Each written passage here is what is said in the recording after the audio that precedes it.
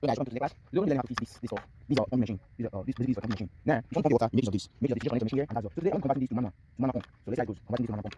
Okay. First I'm going to start this. This is for the machine. This is for the machine. So I'm going to start this. You know, I need to cut this off. Open this up. Okay. Open this up. Then hold on here. Okay.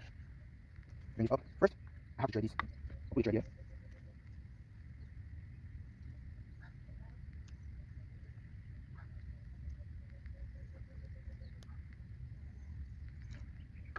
Okay.